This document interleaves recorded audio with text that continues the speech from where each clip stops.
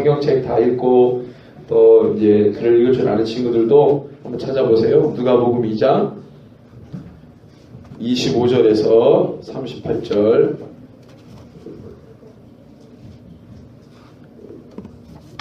우리 친구들한테 내용이 좀 길는데 천천히 같이 한번 읽겠습니다.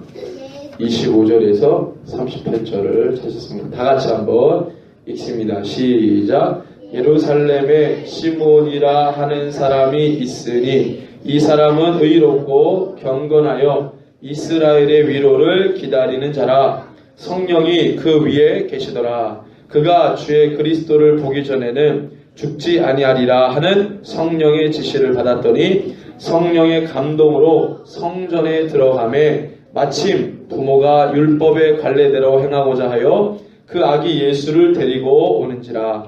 시므온이 아기를 안고 하나님을 찬송하여 이르되 주제여 이제는 말씀하신 대로 종을 평안히 놓아 주시는도다. 내 눈이 주의 구원을 보았사오니 이는 만민 앞에 예비하신 것이요 이방을 비추는 빛이요 주의 백성 이스라엘의 영광이니이다 하니 그의 부모가 그에 대한 말들을 놀랍게 여기더라. 시므온이 그들에게 축복하고 그의 어머니 마리아에게 말하여 이르되 보라 이는 이스라엘 중 많은 사람을 패하거나 흥하게 하며 비방을 받는 표적이 되기 위하여 세움을 받았고 또 칼이 내 마음을 찌르듯 하리니 이는 여러 사람의 마음의 생각을 드러내려 함이니라 하더라. 또 아셀지파 바누엘의 딸 안나라 하는 선자가 있어 나이가 매우 많았더라. 그가 결혼한 후 7해 동안 남편과 함께 살다가 과부가 되고 84세가 되었더라. 이 사람이 성전을 떠나지 아니하고 주야로 금식하며 기도함으로 섬기더니 마침 이때에 나와서 하나님께 감사하고 예루살렘의 속량을 바라는 모든 사람에게 그에 대하여 말하니라. 아멘.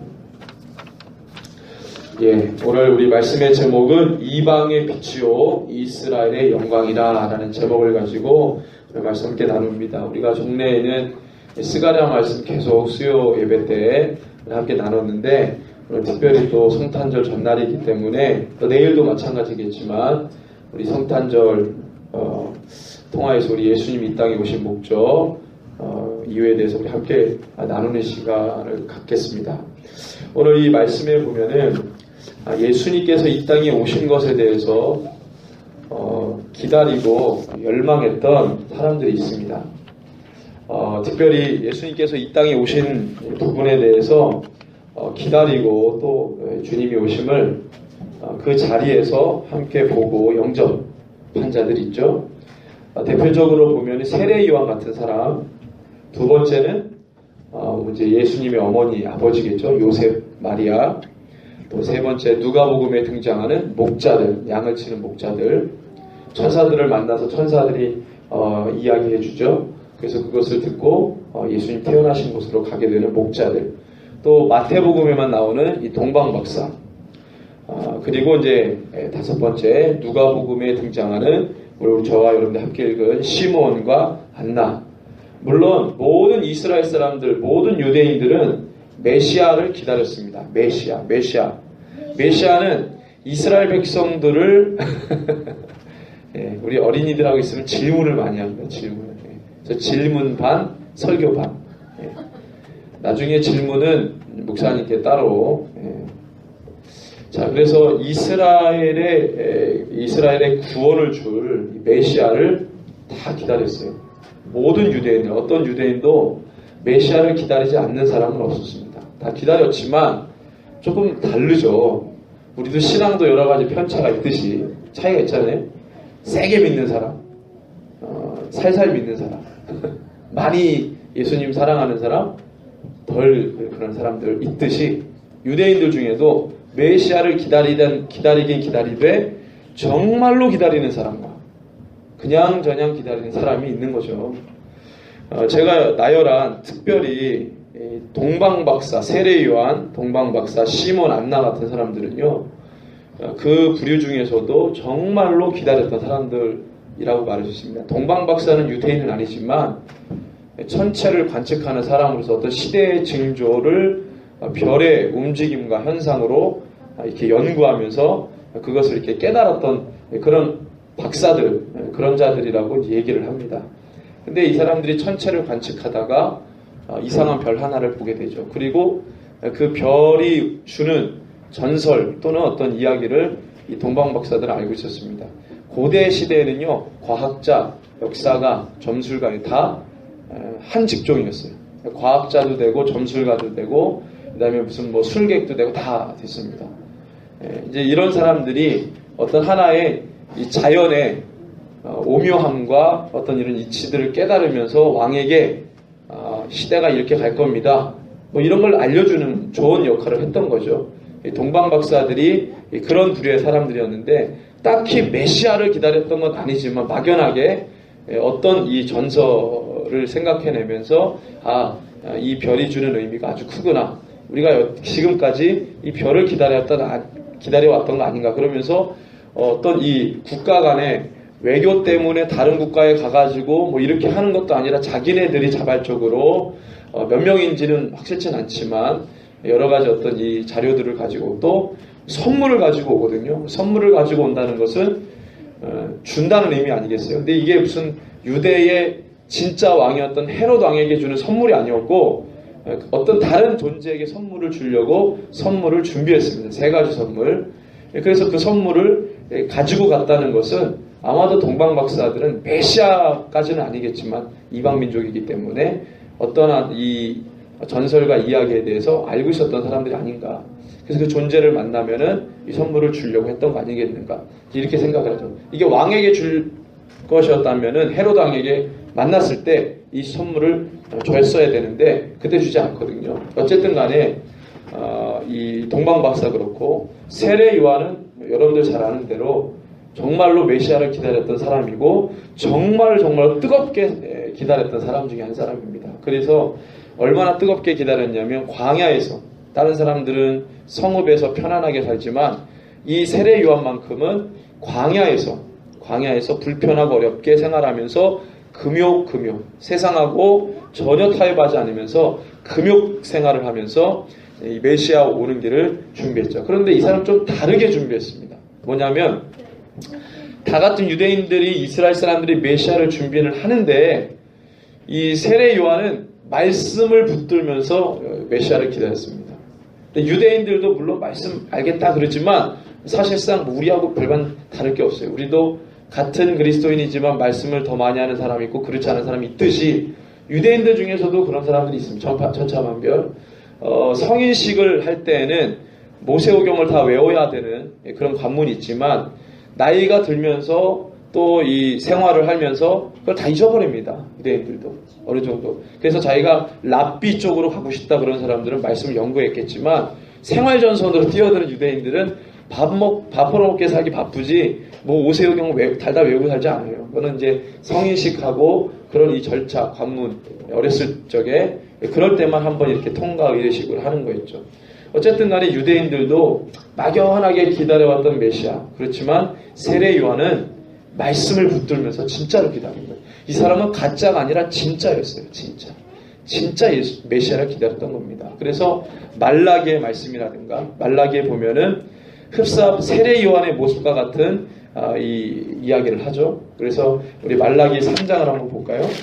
구약성경 마태복음 바로 전에 있죠. 여러분들 다 아시는 말씀인데 말라기 3장에 보면은 세례 요한이 어떤 말씀을 붙들었는지가 나옵니다. 메시아 관련한 구절들이 많이 나오지만 3장 우리 친구들도 잘 한번 들어보세요. 우리 소원이는 잘 듣고 있어요. 지금 소원이는 잘 듣고 있어요. 성경을 찾아가면서 잘 들으세요. 3장 1절을 같이 한번 읽습니다.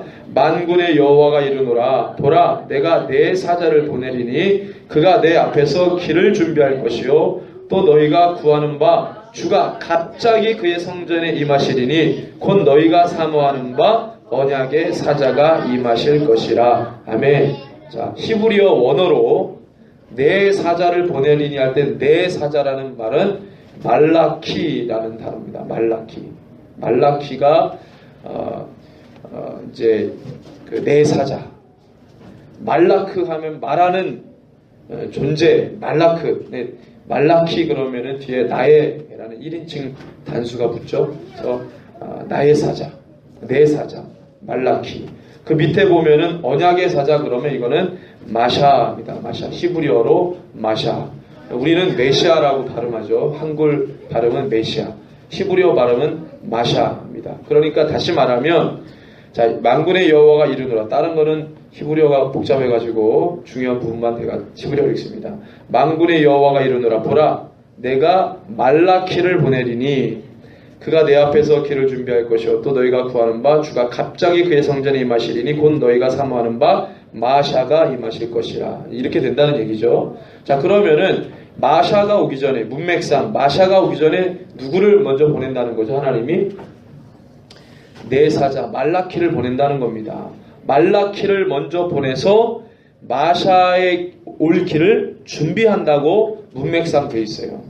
만약에 세례 요한이 그냥 막연하게 메시아를 기다리는 사람이라면 그냥 산업전선에 뛰어들면서 그냥 자기 살면서 그냥 이렇게 기다렸겠죠. 뭐 오시면 좋고 안 오시면 뭐 어쩔 수 없고 뭐 이런 입장으로. 그렇지만 세례 요한은 말씀을 붙들었던 사람이기 때문에 이 문맥을 보면은 마샤가 오기 전에 누가 온다고요? 말라키가 오는구나. 주님이 어떤 사자를 보내는구나. 하나님의 말씀을 담아서 마샤가 오는 길을 준비하도록 먼저 어떤 존재가 오는구나라고 인지를 했겠죠. 그러면은 마샤가 오기 전에 누구에게 포커스를 맞추겠어요? 그 사자가 누구냐, 내 사자가 누구냐에 포커스를 맞췄겠죠. 그래서 특별히 메시아를 기다렸던 많은 유대인들, 실제로 열망하면서 뜨겁게 기다렸던 사람들은요, 이 내 사자가 누구인지에 대해서 굉장히 주목했습니다. 자, 마가복음 1장을 보시죠. 마가복음 1장.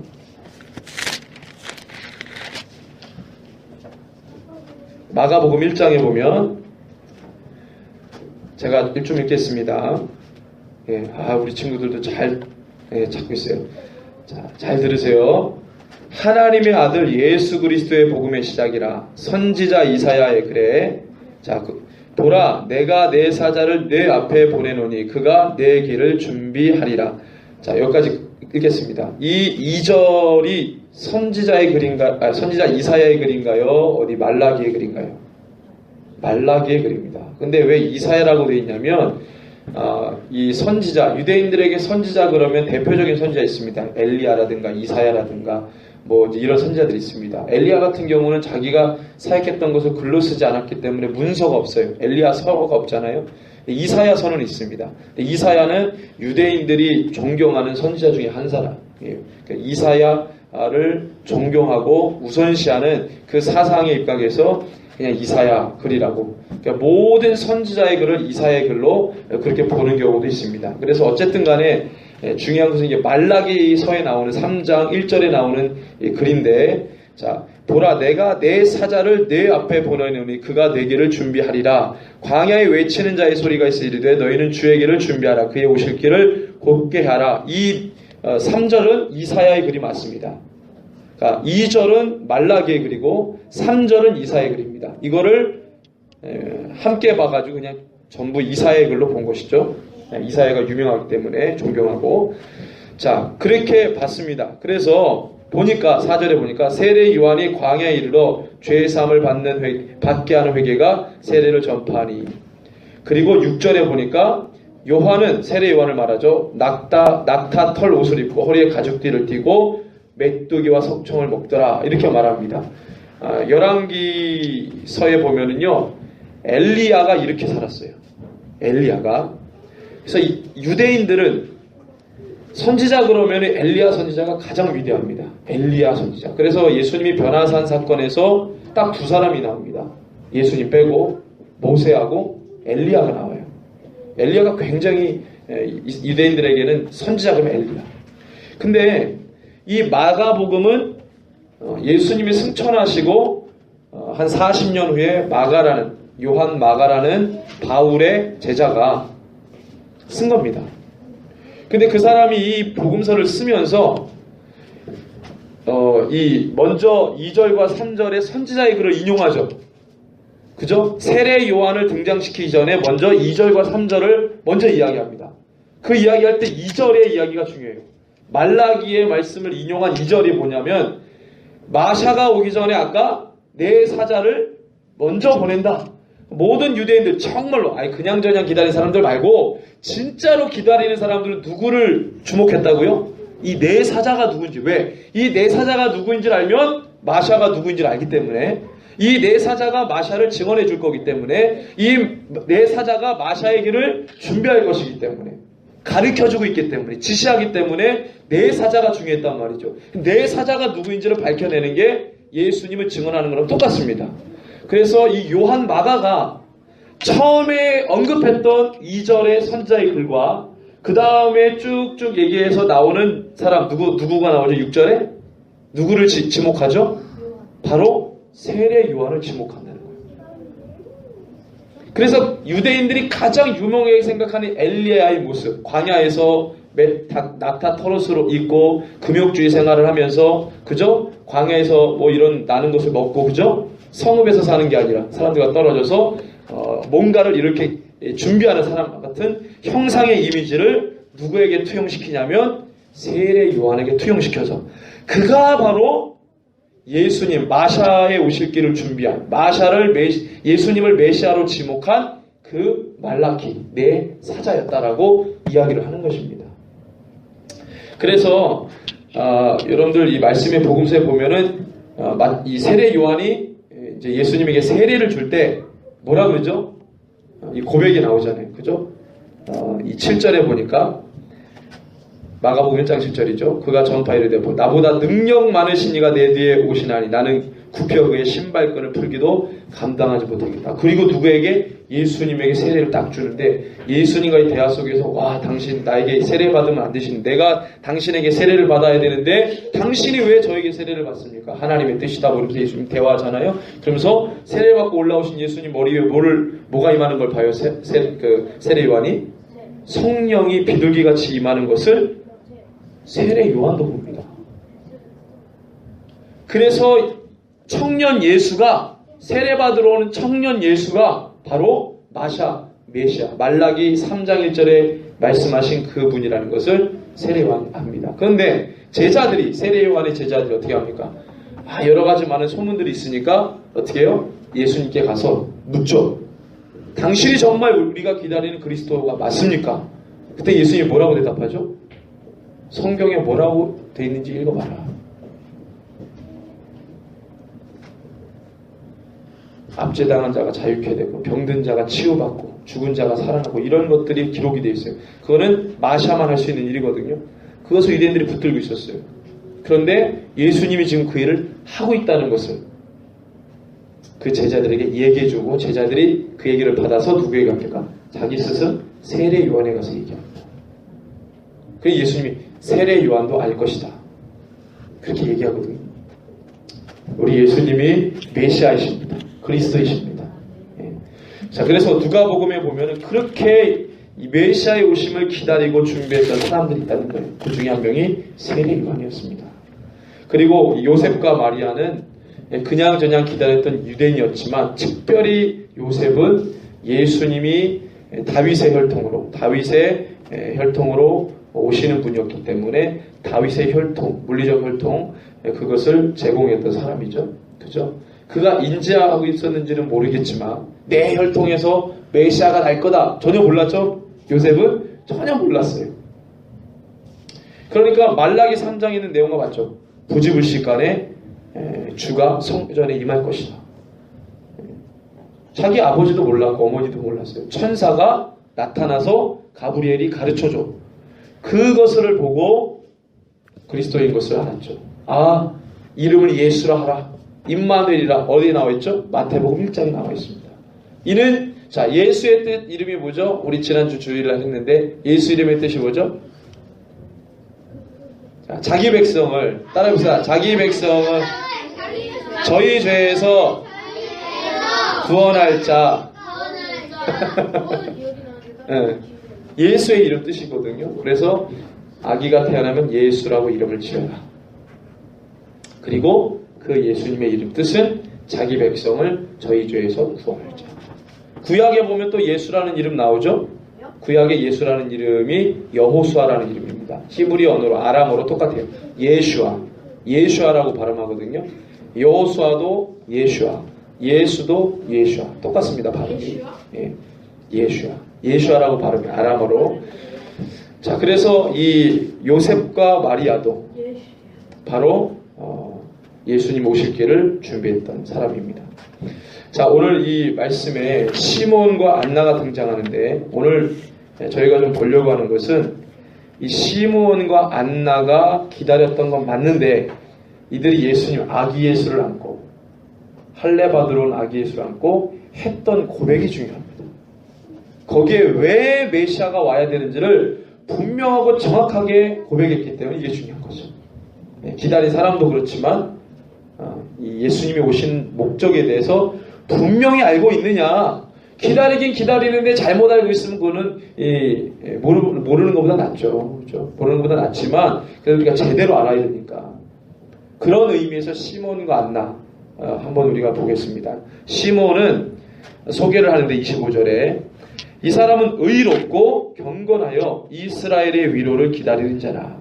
평안을 기다리고 이스라엘의 평안을 기다리는, 말하자면 예루살렘의 뜻이 평안이라는 뜻이 있거든요. 진정한 예루살렘을 기다렸던 사람이겠죠. 그래서 이스라엘의 위로를 기다리는 자였어요. 성령이 그 위에 계십니다. 성령 그러면 우리 보통 사도행전에서 갑자기 오시는 분으로 우리가 보지만 그 전에도 성령님 활동하셨어요. 그렇죠? 예수님 세례받을 때도 내려오셨고, 이렇게 시몬, 예수님 세례받기도 전에 시몬, 아기 예수일 때, 예수님이 어른이 되기도 전에, 어떤 공생의 사역을 하기도 전에 시몬 위에 성령 하나님이 계셨어요. 그의 마음 가운데 계셨어요. 성령 하나님이 계시니까 다른 사람들은 그냥 저냥 기다리는데 시몬은 그럴 수가 없는 거예요. 의롭고 경건한 시몬은 성령님이 함께 하시니까 뜨겁게 메시아를 기다립니다. 정말로 보기를 원했어요. 얼마나 어떠한 축복을 받습니까? 진짜로 그 메시아를 보는 축복을 받잖아요. 다른 인생의 축복을 받은 게 아니라 자기가 그렇게 오매불만 기다렸던 메시아 예수를 진짜로 두 눈으로, 이 육신의 눈으로 실제로 봅니다. 그러니까 그가 얼마나 기쁘고 감개무량했겠어요. 시몬이. 그가 주의 그리스도를 보기 전에는 죽지 아니라 자기 생명까지 걸었던 사람인데 성령의 지시를 그렇게 받았어요. 그러니까 하나님이 그렇게 했으니 약속을 지키셔야 되잖아요. 이렇게 하나님께서 그렇게 지시했잖아요. 너가 죽기 전에 볼 것이다. 지시함을 받았어요. 그래서 성령의 감동으로 성전에 들어가며 마침 예수님의 부모가 율법의 갈례대로 예수를 안고, 아기 예수를 안고 옵니다. 그것을 본 시몬이 28절에 시몬이 아기를 안고 하나님을 찬양합니다. 어떻게 보자마자 알아요. 그건 정말 이거는 기가 막힌 거죠. 그 수많은 아기들이 태어나가지고 유대인들 여성이 얼마나 이 강건합니까? 또 많이 낳거든요. 그러니까 뭐 비슷한 또래 애들이 막 앵앵거리면서 애기들이 막 예수님의 부모뿐만 아니라 다른 사람도 막 데리고 왔겠죠. 근데 그 애기들 중에 어떻게 요셉과 마리아의 아기 예수를 딱 메시아인 줄 알아보냔 말이에요. 지금도 산부인과 가면은 우리만 애 낳는 줄 알지 가면은 애 낳은 사람들이 덜어 있어요. 그죠? 그렇듯이 애 낳으면은 난 지 8일 만에 할례를 해야 되거든요. 그러니까 갓난쟁이에요. 갓난쟁이가 왔는데 이목구비가 이렇게 된 것도 아니고 예수같이 생겼다 이것도 아니고 완전히 갓난쟁이 얘기를 딱 보고 메시아인 걸 알아봤다는 거예요. 이거는 뭐예요? 영적으로 준비하니까 아는 거예요. 그냥 거칠의 식으로 기다린 게 아니라 정말로 기다렸던 사람이고 영적으로, 그죠? 영적으로 그걸 딱 알아보는 거죠. 이 시몬은 진짜 이 사람이 뭐라고 얘기합니까? 주제요. 이제는 말씀하신 대로, 키포인트가 말씀하신 대로, 주님이 말씀하신 대로 이루십니다. 예수님 말씀하신 대로 이 땅에 보내주셨어요. 구약에서 그렇게 예언하고 그렇게 이야기하셨는데 실제로 그 아들 독생자를 이 땅에 보내셨어요. 결단하셨단 말이에요. 하나님. 그죠? 그래서 말씀하신 대로 자기에게 성령이 지시하셨는데 지시한 대로 종을 평안히 놓아주시는군요. 주님 말씀을 약속을 지키시는군요. 저는 이제 눈을 감아도 좋겠습니다. 내가 기다리던, 제가 지금까지 기다리던 메시아를 봤기 때문에. 그러면서 30절에 내 눈이 주의 구원을 보았습니다. 예수님은 아기 예수를 안고 제가 이제 주님의 구원을 봤다는 거예요. 이 주님의 구원이라는 말 속에 엄청난 신학이 들어있습니다. 어떤 신학자도 그렇게 수많은 말로 표현하지 못할 얘기를 이 시몬이라는 이 노인이 딱 이 30절에 내 눈이 주의 구원을 보았다는 말로 정리가 되는 거예요. 무슨 말이 더 필요해요? 구원을 봤다는데 예수님은 어떤 신학적인 말로도 이게 형용이 안 되는 분이에요. 묘사가. 그분은 직접 본 거예요. 그래서 2000년 전에 예수님의 제자들이 얼마나 부러운지 몰라요. 예수님이 직접 보고 다녔잖아요. 얼마나 감사해요. 얼마나 감사해요. 사도 바울도 부럽고 얼마나 부러워요. 실제로 본 사람들. 이 시몬 같은 경우는 예수님을 알아보, 그죠? 세례 요한보다 먼저 시몬이라는 사람이 먼저 예수님을 알아봅니다.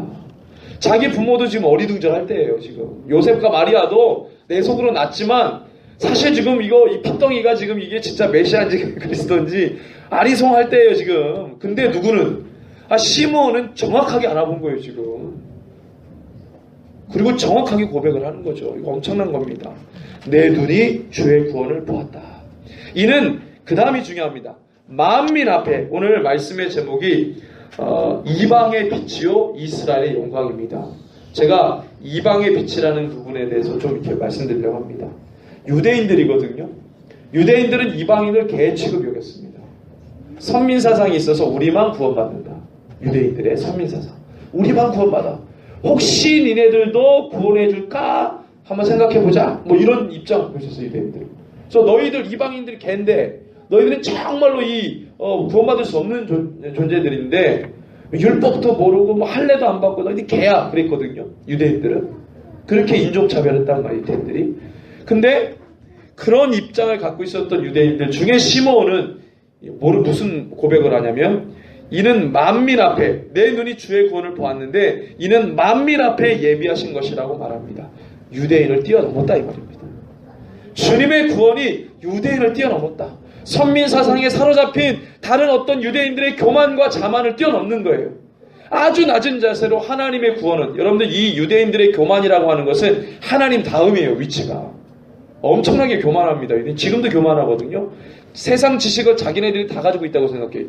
유대인들의 교육법을 예전에 한번 모 교회에서 제가 이렇게 강의한 적이 있는데 유대인들이 교육을 아주 지독하게 시킵니다. 그래서 세계에서 노벨 이 상을 많이 받는 민족이 유대인이거든요. 걔네들의 교육법이 뭐냐면 철저하게 실천주의예요. 실천주의. 직접 경험하게 하고 직접 만지게 하고 그것을 가지고 자기가 직접 경험한 것을 그 다음에 토론하게 만듭니다.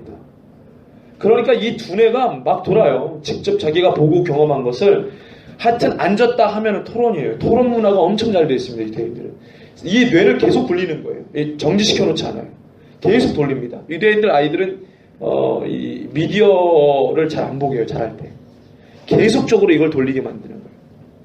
엄청나거든요. 유대인들이. 그 지식이 굉장히 가득해가지고 그것으로 교만해요. 유대인들은. 세상 지식을 다 가졌어. 우리 세상을 우리가 움직여. 하나님 다음이라니까요. 민족의 우월성을 갖고 있어요. 굉장히 강합니다. 그게.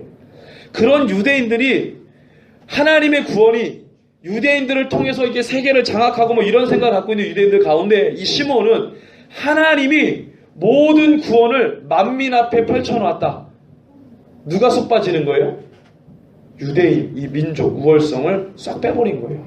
그러니까 굉장히 겸손한 고백입니다. 시몬의 고백은. 하나님의 구원이 특별히 나를 통해서 유대인을 통해서가 아니라 하나님의 구원이 그의 주권으로 모든 만민을 살린다 이 말입니다. 이거는요 무슨 시몬이 무슨 신학을 배워가지고 하나님의 주권이라는 신학을 배워서 말한 게 아니라 그는 정말로 메시아를 기다렸던 기도하는 사람이었고 영적으로 그것을 준비하고 기다렸던 사람이었어요. 그런 사람이 고백한 것입니다. 이건 어떤 신학자도 이거 어떻게 얘기를 못하는 거예요. 신학의 만마디 말보다도 이 시몬의 한마디의 찬양과 고백이 이게 굉장히 대단한 겁니다. 만민 앞에 예비하셨다는 거예요. 만민을 살리신다는 거죠. 그 다음에 32절을 한번 같이 한번 읽어볼까요? 시작. 이방을 비추는 빛이요 주의 백성 이스라엘의 영광입니다 라고 선포하고 있어요. 이방을 비추는 빛이래요. 여러분들 이 이방이라는 단어는요 몇 년 후입니까? 사도 바울이 이방인의 사도로 부름받은 게 예수님 이 십자가에 달리시고 뭐 한 5년 상간 뭐 거의 오래 지나지 않거든요. 그리고 이제 사도 바울이 부활하신 예수님 만나는데 그러니까 약 한 35년쯤으로 봅시다. 바울이 이방인의 사도로 부름받기도 전 35년 전에 이미 시몬은 만민과 이방인에 대해서 하나님의 구원을 선포하고 있다는 겁니다. 이게 대단한 인물이에요. 시몬도 편안하게 진정한 위로를 받으면서 낙원에 있을 거예요. 주님과 함께. 그걸 생각하면 감동이 오죠. 그래서 저도 지금 교회는 메시아가 초림 메시아가 아니라 다시 오시는 주님이거든요. 시몬처럼 기다려야 돼요. 교회가 말씀 붙들고 직접 우리 눈으로 주님 오심을 이 두 눈으로 시몬도 두 눈으로 마샤를 받듯이 우리도 직접 눈으로 우리 주님을 보면 그게 큰 축복이 아닐 수 없는 거죠. 교회가 그것을 위해 기다렸다면 그것을 보는 것이 2000년 동안에 계속 교회가 그걸 기다렸는데 2000년 전에 2000년 중간에는 사람들이 직접 눈으로 보질 못했잖아요. 직접 눈으로 그걸 보면 엄청난 축복 아니겠어요? 우리도 감격해서 그 주님을 그렇게 찬양하지 않겠어요? 그죠? 언제 오실지는 모르지만 막연하게 시몬이 이방을 비추는 빛으로 이 핏덩이 아기 예수를 주님 앞에 올려드리며 찬양합니다. 이 예수가 이방인의 모든 어둠을 다 몰아내고 진정한 구원의 빛을 비춰주신다. 모든 그 땅의 우상들은 다 떠나가고 흑암의 권세 다 떠나가고 하나님께서 진정으로 비추시는 참된 빛으로 이스라엘에게도 영광을 주시고 이방인에게 구원의 빛을 주실 것이다. 이 믿음이 시몬에게 있었다는 것입니다. 저는 성탄절만 되면은 유대인들은 재림 사상이 없어요. 유대인들은 메시아를 기다릴 때 한 번 오는 메시아입니다. 메시아의 재림 메시아에 대해서 없어요. 초림이든지 재림이든지 딱 한 번입니다. 유대인들은 메시아를 그래 기다려요. 그래서 지금도 이스라엘은 메시아를 기다리죠. 아직도 기다려요. 2000년 전에 오셨는데. 그러니까 예를 들면은 등이 막 간지러운데 그 간지러운 부분을 긁지를 못하고 그 주변부를 막 긁는 거예요. 누가 긁어주는데. 그러면 막 화가 나죠. 간지러운 부분을 왼쪽, 오른쪽, 위, 아래 막 이러면서 가르쳐 주는데도 자꾸 그 주변만 긁으면은 얼마나 막 답답하겠어요. 하나님이 이스라엘 백성 보면서 얼마나 안타깝겠어요. 야, 고기가 제일 그 간지러운 부분인데 자꾸 그 주변만 긁으니까 헛다리 짚는다 그러죠, 우리? 2000년 전에 예수님 오셨는데 아직도 그 주변부를 긁고 앉아 있으니까 하나님부터 얼마나 안타까운 민족이겠어요.